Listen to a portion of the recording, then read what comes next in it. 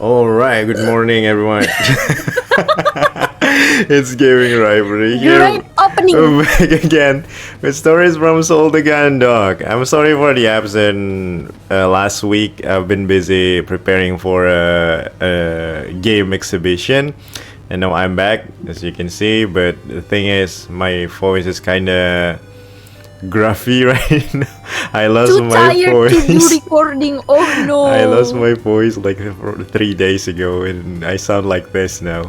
But I hope you can bear with it. Okay, last time we got neutralized by Hansen and Haru because we sided with the captain while Vanessa is trying to do some coup inside the ship. So yeah, let's just continue this. Once you arrive in the central hub, you're unceremoniously shunted at gunpoint through the ship towards your quarters. Once outside, Hansen gestures towards the terminal at the side of the door. Understanding his instruction, you take out your key card, run it through the reader, and enter your security code. As soon as the door opens, Hansen snatches the card out of your hand and shoves you into the room, causing you to stagger your way inside. Leaning nonchalantly against the door frame, his boot positioned to stop the door from closing automatically. Hansen looks at you wordlessly. He remains silent for a few short seconds, with a ruminative expression on his face until you manage to stand back up and turn to face him. Once you regain your composure, he straightens up and angles the gun towards you. I forgot how he sounds like. You know, Uchiha, I was beginning to come round on you. What's that supposed to mean? Hansen smirks. Stuff you've done, you're actually kind of alright.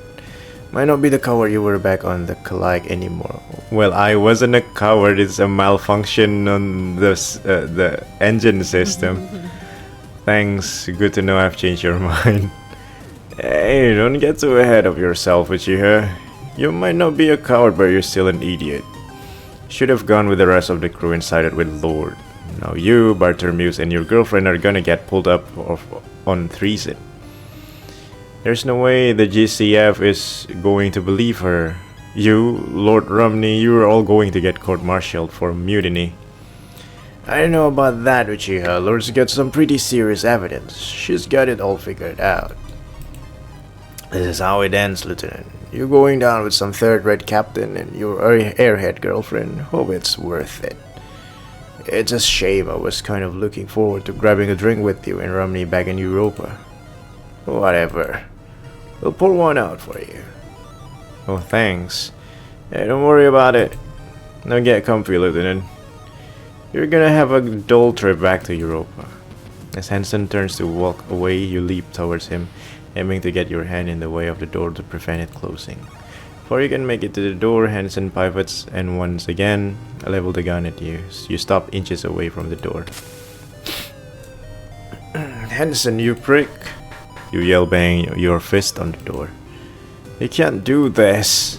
With your head in your hands, you turn back away from the door and sit down on your bunk, your mind racing as you think about Vanessa's mutiny, the prospect of getting court-martialed, and what might happen to Cassie. You're so angry that you can barely think straight. Different thoughts rush through your mind, but you can't focus on one for long until it's replaced by another and your mind becomes a roiling storm of emotion. I wonder what's the engine doing here, the first officer of, what's it called again? O'Brien. Is it Brian doing what? the first officer of O'Brien is still in the hangar, right? It's not really deactivated. It's just neutralized with the white gooey thing. It's just getting frozen Yeah. there. Eventually, after much pacing, swearing, and the occasional kick delivered to the now stubbornly shut door, you manage to calm down enough to begin formulating a plan. She's not going to get away with this. April 24th, planetary calendar 214. Following the murder of Dr. Osarium, Lieutenant Lord takes command of the JFS Gundog on the grounds that both the captain and her second in command are unfit for duty. As her first act, Captain Lord has Maris Bartholomew and Lieutenant Commander Quinn confined to their quarters on suspicion of treason. The ship's security officer, Lieutenant Uchiha, is also confined to his quarters after refusing to follow the new chain of command. Jovian Space, Lieutenant Uchiha's quarters, the Jovian patrol ship JFS Gundog. You wince and draw your hand back from the wall panel next to your bunk. After spending half an hour unsuccessfully trying to find a catch to remove the panel, all you had managed to do was snag your nail on an edge and tear it. This should be a comma here. There should be a comma here. With a loud exhalation, you move from your bed to the computer terminal on the other side of the room. You idly hit a few keys, but the only response you get is the screen displaying the same familiar text as the last few times you had tried it. Access denied, insufficient authority. And as easy as it was to hate her, you had to give Vanessa credit. Her machination had clearly been well thought through. Nothing had been missed when it came to making sure you would remain in prison. Hadn't noticed it when you had awoken earlier, but someone must have gone through your quarters whilst you were unconscious. Small items like your nails, scissors, and metal bookmark had been taken, leaving you with nothing to pry open the access panels. Sitting down in the chair in front of the terminal, you wondered how sorry she had been planning this and how much she had accounted for. Placing your elbows on the keyboard and your head in your hands, you sigh again. You'd gone through every trick you'd learned in your time as a security officer, and none of them were helping you get out of here. Leaning back and looking at your watch, you see it's been nearly 6 hours since you had been in prison. You had felt I thought the it's already like rumble some of- days because Yeah. they show the the April date. 24th. I mean, the day changed, but it's just 6 hours, like 23:59 to 12:03. Engines coming back to life about 3 years ago, 3 hours ago, 3 years. 3 years ago. It would only be a matter of days and now until you arrive back at Europa Colony. Waiting for you there, if Vanessa was successful, was a trial for treachery. Put your head in your hands against the thought. There was only one outcome for a guilty verdict on the charge: execution. Ugh. Execution who? Leaning back in the chair, you stare listlessly at the ceiling. There had to be something you could do. See if this one will Computer. go. You clamber up onto your bed and once again run your fingertips around the edge of the panel, trying to find any gif or sign of a catch that you can use to remove the panel. Unlike the cover for the emergency mechanism in the airlock, this panel is clearly designed to not be removed using bare hands. Without a tool, there's no way I'm getting this panel off. Great. You kneel down and by the storage drawer set in the frame underneath your bunk and push one, causing the drawer to spring open and slide towards you. Pulling it as far as it will go, you shove your possession to either side and lean in to get a view of the inside. Rats. As you had suspected, the underside of your bed is sealed off with more metal paneling, and the drawer is designed to catch on the inner framework before it slides all the way out. With the main material in its construction being steel and everything being welded together, you know you've got no chance of pulling the drawer out and crawling through. Scratch that idea. Or else the books. We will become books. smarter. We will get a new idea of how to escape from this room. My Tales of Cosmic Champions book. I'm not going anywhere, so I could always take a break. Let's see, where was I? Ah yes, Fleet Commander Wang has been imprisoned by his own side because, you know what? I don't feel like much reading. Actually, too similar Go with try my it. You're imprisoned right now. too similar with my condition right now situation. You type in a few commands and attempts to navigate further into the terminal's interface, but every action you carry out is met with the same response. Oh, Ah, what? We cannot use computer too. yes. Sad. Spend a few moments examining the control pad next to the door by tapping the casing, pressing buttons, and investigating the wiring that runs out from the underneath. It becomes settling on your course of action. Hey, Romney, are you going to let me out or what? Romney, can you hear me? Let me out! Shut up, Uchiha! That went as well as expected. Sighing, you run your hands through your hair, wondering if there's anything left for you to try. You're just about to make another attempt at levering the panel next to your bunk of the wall when someone knocks loudly on the door. Step back from the door, Uchiha! What do you want, Romney? Just shut up and do it. With a sigh, you move back to the far side of your quarters. You move? Yeah. No, you just stay there, Uchiha. You roll your eyes. What did they think you were going to do? You're lucky the captain's so generous. You get room service. As Haru steps back, Dylan comes around the corner carrying a tray of food from the vendor in the mess hall. Hey, Lieutenant, how's it? Oh, let's chat there, these. Tray on the ground and walk away. Yeah, chill out, Romney, whatever. Muttering under his breath, Dylan lays the tray on the ground halfway between you and the door and walks out of the room with Haru keeping their gun trained on you the entire time. Looking down at the tray, you see it's a fairly standard burger, fries, and a soda from one of the vending machines. You had to assume Finally, that they use that coma or something. Yeah, finally, a proper use of coma. Choosing this for you as you couldn't imagine either of the pilots being so generous. No, stay where you are. With their free hand, Haru reaches for the control panel on the opposite side of the door. Within a second, the door slides shut and you hear the click of its lock. You sigh to yourself. You weren't happy about the situation you were in, but at least they were feeding you. Let's eat Big Mac. You take the meal tray over the terminal and sit down on the chair, balancing your food on the keyboard in order to use it as a makeshift table. At least Vanessa was feeding you. You had been starting to worry that you would be left locked in your quarters the entire journey back to Europa Colony with no one bothering to check in on you. So picking a few fries, you raise the burger to your mouth and bite down. I mean, why is everyone quite stupid? Who? Everyone. Because Yeah. the one that's siding with Vanessa from the start is only Haru and Hansen, right? If the chief doesn't comply with Vanessa, the engine won't run.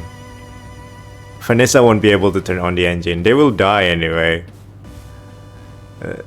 She should have just refused to join Vanessa and sided with the captain.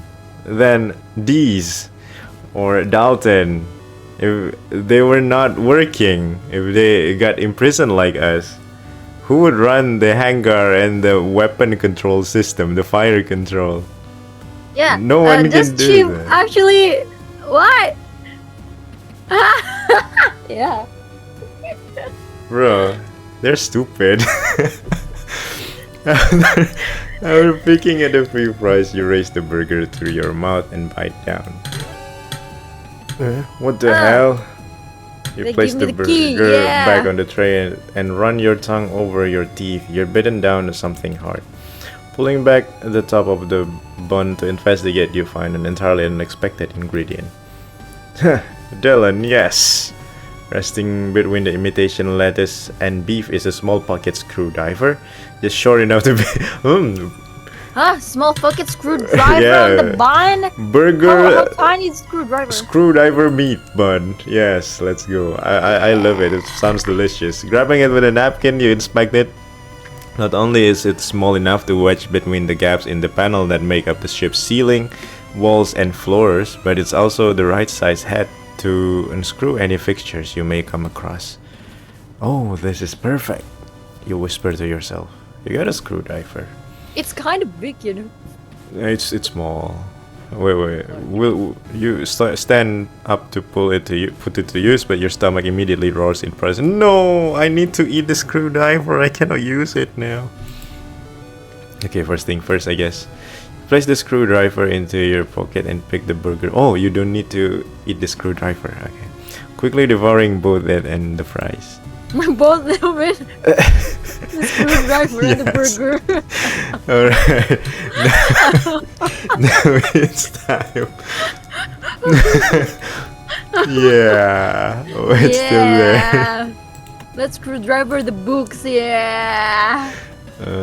Use the books. Yeah. Let's go.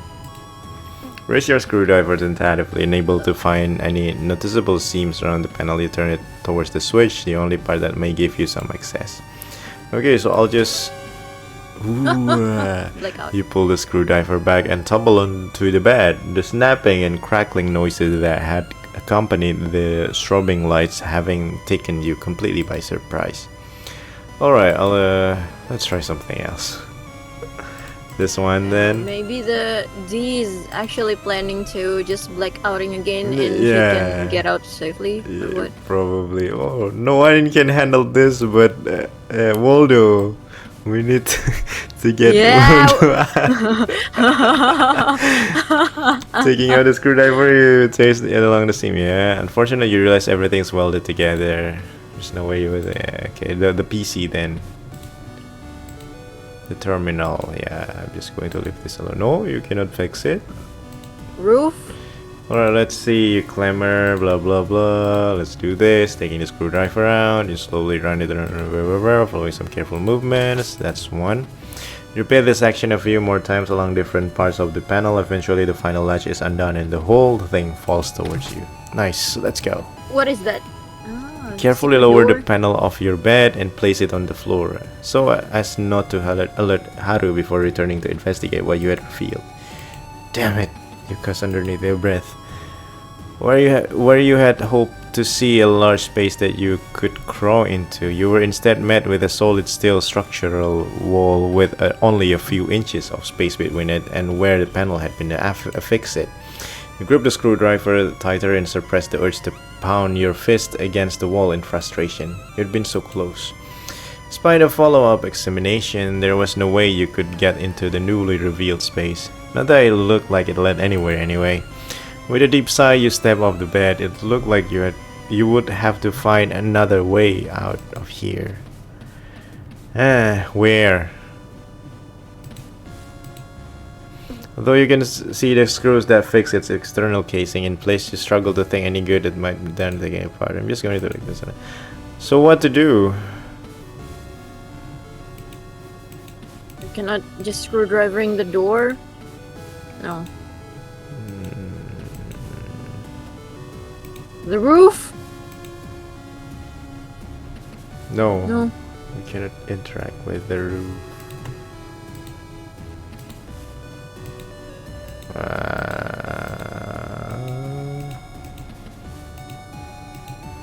Talk?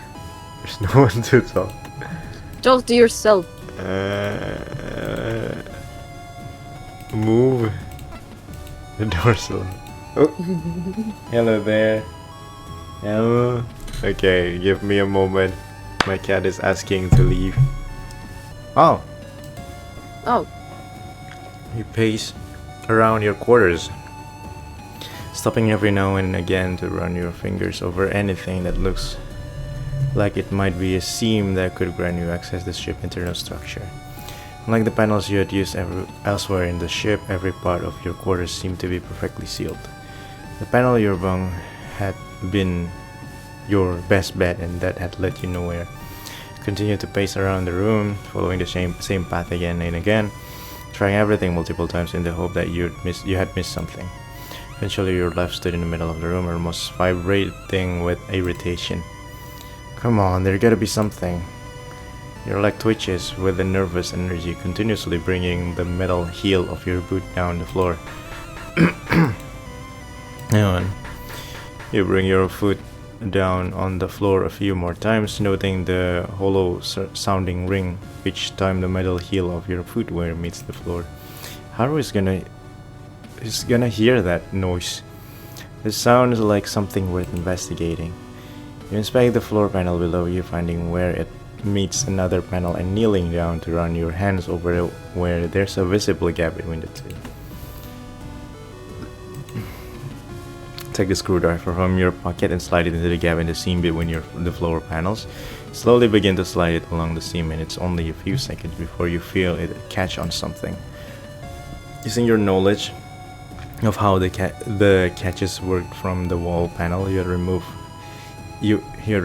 comma, you're easily able to undo each one you run into. The panel noticeably lifting away from the floor with each catch that's released. After a few minutes of work, you undo the last catch. This whole spaceship is falling apart. With this infrastructure, I'm sure it doesn't take a long time for anyone to just undo all its bindings and destroy the ship. Despite its unwieldy size, you're able to shift the panel out of its original position without creating much noise, revealing a 3-foot drop down into a small tunnel that disappears into darkness in both directions. Wiping the sweat from your brow, you dust off your hands as you look over the passageway you revealed. Move? No. Luke. Well, there's my way out. There's no sense hanging around. As you stand above the entrance that you've just revealed, you look around your quarters one more time. Let's see, is there anything I need to do in here, or should I get going? Once I go, there's no coming back. Leave.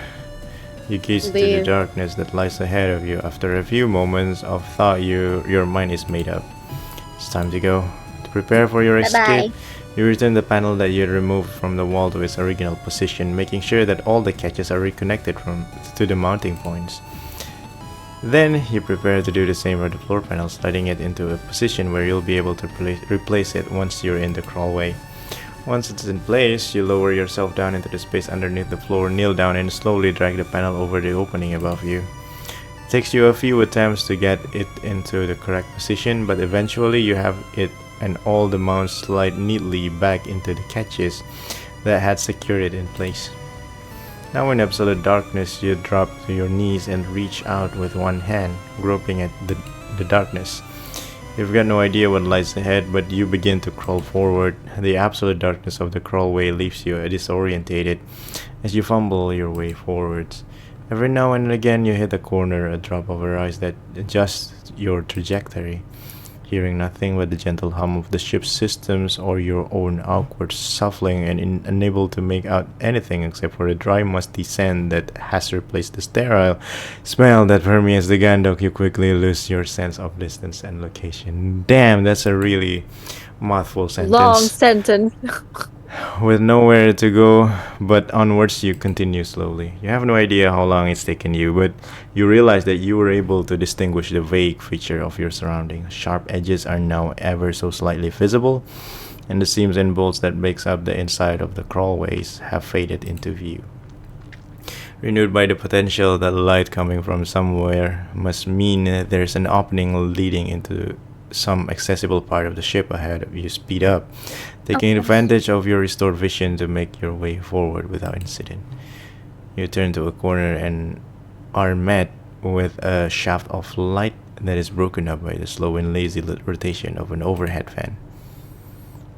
What is this? Finally. Ooh, we As find you it back. continue toward the back room, someone is gonna chase us. The light, you also see that your singular path is now divided with new routes branching off in a different direction, albeit with no indication of where they might head.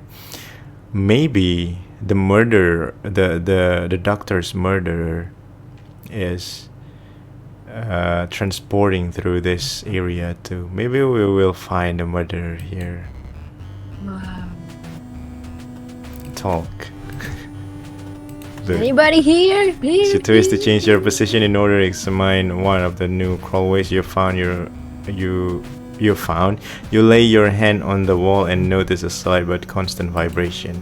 Running your hand along the paneling, you feel the occasional pulse of more powerful regular vibration. There's only one thing in this These know vibration. this, I think. This is the engine room, right? Yes. It's probably where the crawlway leads.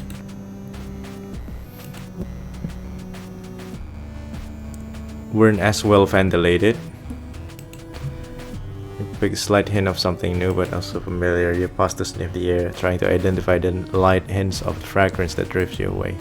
Taking in a few deep breaths, you pick up notes of something sweet but also a slight burning tang, top up with chemical thing. This one is Sabay, maybe, Sway. because of the fragrance. You can make out its pure darkness. There's no movement of air, sound, or smell that indicate where it leads. You have to take every opportunity if you're going to free Cassie. Which one is this? Takes you some time to distinguish the faint sounds properly from the general thumb of Gundog's system, but as you concentrate, you realize you can make out whir of motors, the sound of metal colliding with metal and tools being used. It's too quiet to be engineering. What? Is that the hangar? You know what? Maybe. I'm gonna save it here. Let's not make the worst decision and go to the sick bay. Heading away from the eliminated section of the crawlways that you had momentarily stopped at, you soon find yourself in complete darkness once again. Okay, blah blah blah. I don't want to read this. As you round another corner, you notice the smell from earlier is much stronger. Let's see, reaching upwards, you run your hand along the ceiling of the crawlway, and sure enough, it passes over what you recognize by touch to be a catch that secures the panel in place. Although it takes some amount of fumbling to unclip it in the dark, you eventually succeed, going on to repeat the process with all the others you find them. Once the final catch is released, you position yourself near one of the panel's edges and raise it slightly, looking around to confirm your location. Oh, it's not the sick bay, it's Captain's quarters. From your position, you're not able to see Captain Bartholomew, mindful of doing your best not to alarm her and assuring not to make any noise that might alert whoever is standing guard outside. You slowly slide the panel just far enough to allow you to climb out the tunnel and into the room. Oh, what is Quickly draw your hand back in disgust and flick it away from you, only realizing that you have placed it into a puddle of liquid after a shock of the sensation subsides. Looking down at your hand, you take a tentative sniff. As you had guessed, it's the same smell that you had noticed in the crawlway. The burning sensation that fills your nostrils reminds you more of the acetone than a beverage, but it's the unmistakable aroma of the captain's whiskey of choice. Okay. Whoa! Lieutenant Uchiha, what a surprise. Hi there, Captain. How you doing? The captain languidly takes the bottle of whiskey, tilts it in the approximate direction of small shot glass in front of her, and begins to pour with little regard of accuracy. For as much as of the drink that makes into the glass, just as much is spilled. While she raises the clumsily filled container to her lips, a rivulet of oily liquid on the desk snakes its way towards the edge, pulling for a moment before the surface tension breaks it and sluggishly drips onto the floor. Resting the rim of the glass on her lower lip, the captain slowly pours the acrid liquid down her throat.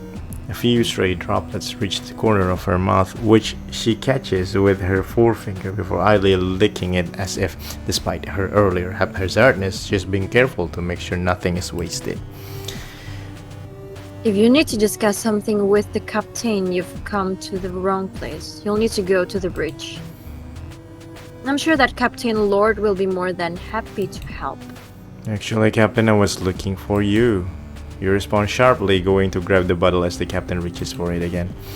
Your tone only reveals a fraction of the frustration you feel at the captain for the fact that whilst you're risking your life to make contact with her, she's embraced being cloistered away as an opportunity to drown her sorrows. The moment you lay your hand on the bottle, the captain snatches it by the neck, yanking it away from you.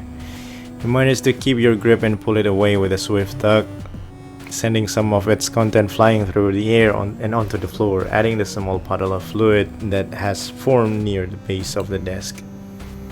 Give that back right now! The captain barks, lunging at you across the desk. Shh! Shh. Shh! Shh! You hear a shush at the captain, raising a finger to your lips with your free hand and looking towards the door, whilst also doing your best to keep my voice out. Oh no. You nod towards as the entrance and move in closer to the captain. Drink, go drink. Do you want of those two to come in here? Be quiet. They can't do anything more to me. Now give me back my... Water is delicious. You clap your free hand over Mary's mouth just in time to stop her from shouting at you. The look you see in her eyes is the same familiar fury as when you first told her that you'd read the report. They can throw us both out of the airlock. You snap back, keeping your hand over her mouth despite her protestations. No, could you please? Hey, what you doing in there, Bartholomews? You look eyes with the captain, who maintains her scowl. After a few seconds of silence, you move your hands away slowly. Hey, am I going to need to come in there? Inside crews, you will stay out of my quarters and... Yeah, alright, I don't care. Just keep it down. Don't need to hear you complaining. Shh. What do you want, Lieutenant? The captain quietly mutters, tracing her finger through the whiskey that remains on the surface of her desk, bringing it to her lips and then placing it on her tongue. You pause, wondering how good of an idea this is. Your help, Captain. With? You exhale in frustration as the captain resumes trying to slowly recover the whiskey that had been spilled on the desk. Captain, right now there's 3 of us facing treason charges. Lord has taken control of the ship and that thing is still stuck in our hangar. If we don't do something, you, me, and Commander Quinn are going to end up getting spaced, and that's if Vanessa doesn't get everyone on board killed before we get back. You're the captain. You've got to know some way to deal with this situation. There's got to be something we can do. You think we can save the ship, I saved it once. We can save it twice. We can save it twice. With your help, Captain. That's very noble of you. Yeah, I'm actually the son of Arab Sultan. I wish you the best of luck with it. Picking up her shot glass again, the captain slowly rotates it, causing the last remnants of fluid to gather in one droplet at the bottom before tilting it back into her mouth. Captain, you snap. You can't be serious. We could all be about to die, and you're sitting here drinking. I need your help. You think you need my help? I think you should find someone else. Captain. Can I use the bottle to hit her head? Yeah, try it.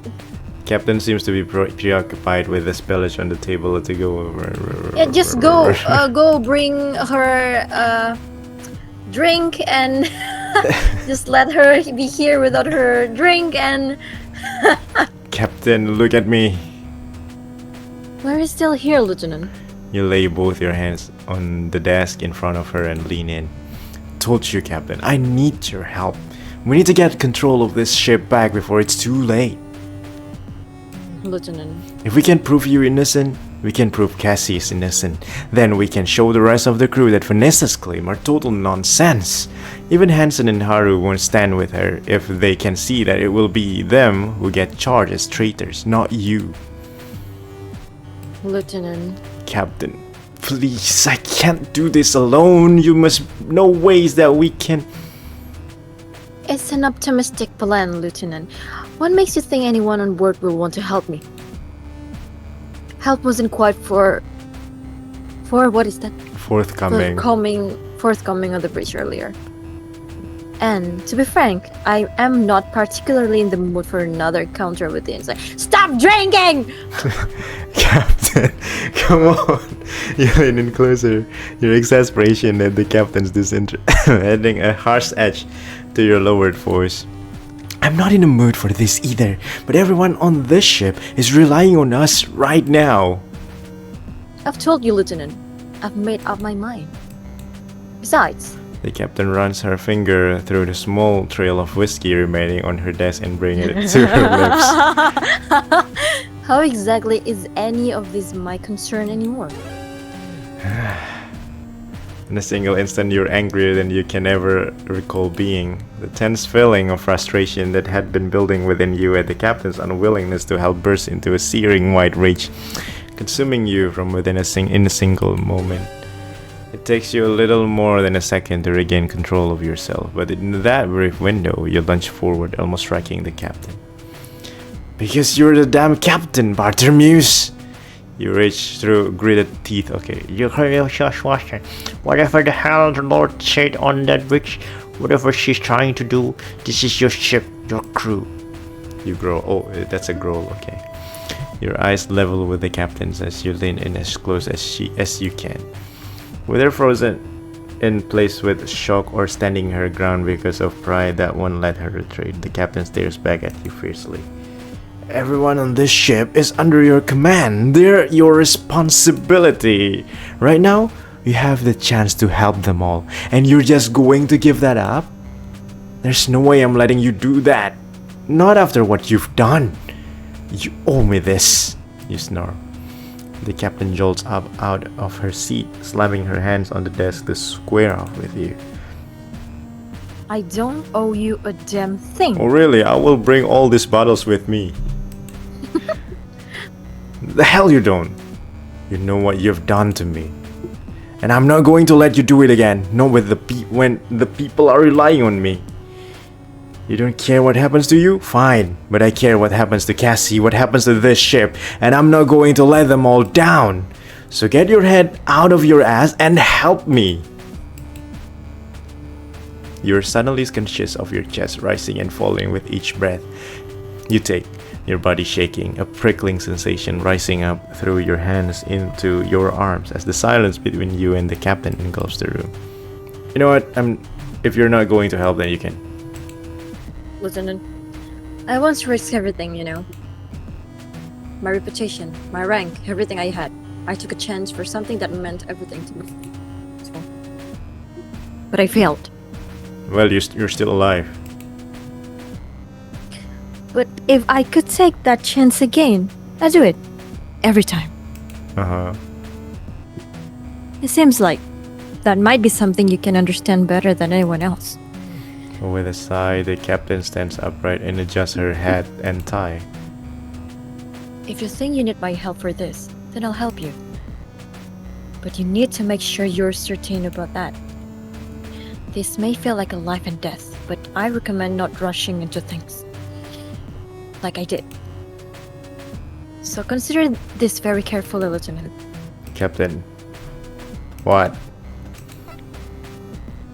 Now, Lieutenant, I hadn't expected you to return to me so quickly. Have you decided that this is really what you want to do? Okay, well, I think we need to explore more. I think I might see what other options are out there. Hopefully there's a less risky way to do this. I mean, what risk? What will we do?